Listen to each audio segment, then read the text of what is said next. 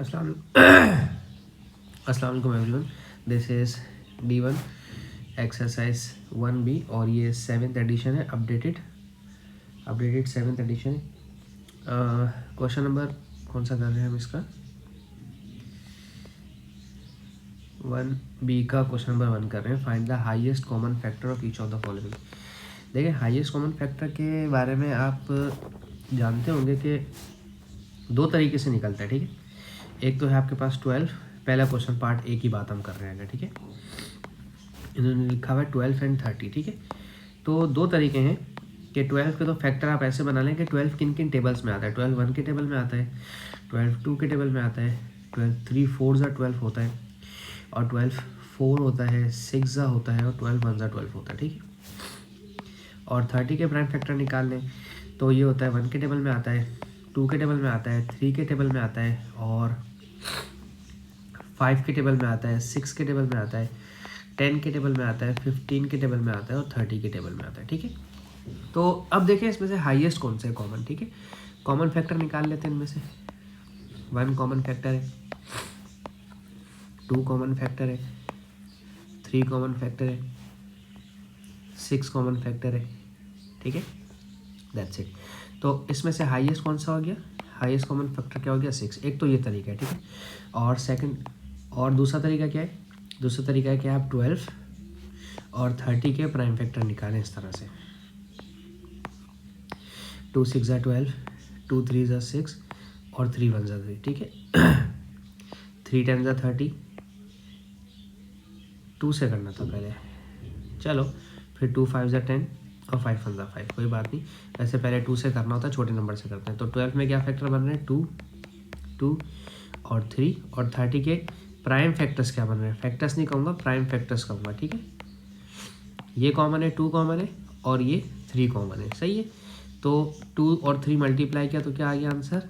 6। एक ऑप्शन ये है, और आखिरी ऑप्शन जो मेरा फेवरेट है, 12 और 30 इनके एक साथ प्राइम फैक्टर बनाइए। 2 6 ज़ा 12, ठीक है, और 2 15 ज़ा 30। अब ये 2 से तो जाएगा लेकिन 15 नहीं जाएगा, तो एक ऐसा नंबर चाहिए जिससे दोनों डिवाइड हो जाए, ठीक है। तो 3 2 ज़ा 6, और 3 5 ज़ा 15। अब ये दोनों प्राइम नंबर आ गए, ये दोनों किसी एक नंबर से नहीं जा सकते। तो 2 और 3 को आप अपना आंसर कंसीडर करेंगे। 2 3 ज़ा 6। देखिए, तीनों कंडीशंस के अंदर हमारे पास आंसर क्या आ रहा है? सेम आ रहा है, ठीक है। ये कहलाता है प्राइम फैक्टराइजेशन मेथड, ठीक है। और इसे कहते हैं डिवीजन मेथड, और इसे बस एलसीएम ही कहते हैं, ठीक है। डिवीजन मेथड वाले को कहते हैं। वैसे आपके पास ऑप्शन होता है कि आप कोई किसी भी मेथड से जाएं तो चलें। अब 84 और 156 को हम थर्ड ऑप्शन से करेंगे। 84 और 156, ठीक है।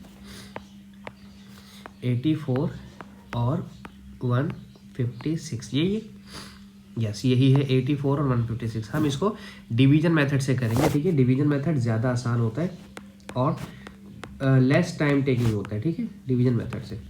सबसे पहले दोनों इवन नंबर हैं, ये दोनों इवन नंबर हैं, तो डिविजिबल बाय 2 हो जाएंगे, ठीक है। तो 2 4 ज़ा 8, 2 2 ज़ा 4, 2 7 ज़ा 14, और 2 8 ज़ा 16। अगेन दोनों इवन नंबर हैं, तो फिर 2 से डिवाइड हो सकते हैं। 2 2 ज़ा 4, 2 1 ज़ा 2, और 2 3 ज़ा 6, और 2 9 ज़ा 18। अब ठीक है, अब ये दोनों ऑड हैं और डिविजिबल बाय 3 भी हैं, ठीक है।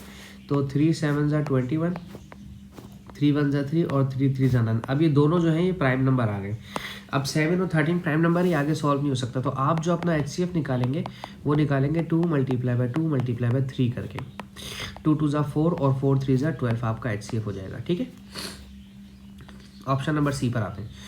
15 60 और 75, ठीक है। 15 60 और 75। देखें, एक इवन नंबर और बाकी 2 इवन नंबर नहीं है, तो आप इसे डिविजिबल बाय 3 कीजिए, ठीक है। आप सोच रहे होंगे कि 5 से भी तो हो सकता था कि 15 60 और 75 जो है 5 के टेबल में आते। नहीं, ऐसा नहीं करें, 3 से करें पहले। 3 5 ज़ा 15 कीजिए,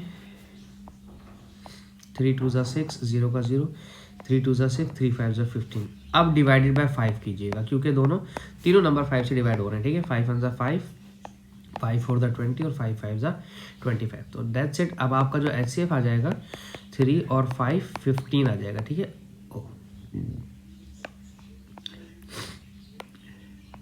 3 5 ज़ा 15 आपका आंसर आ गया HCF, ठीक है।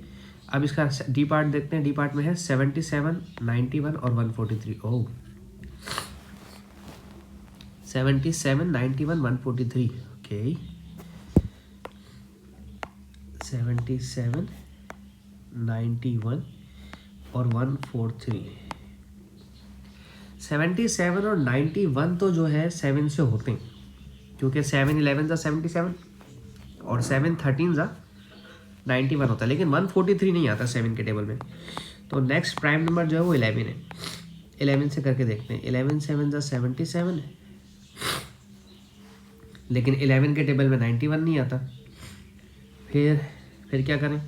तो इसका मतलब ये है, जब इस तरह की कंडीशन आ जाए तो ये इसका तो HCF जो है वो 1 आएगा।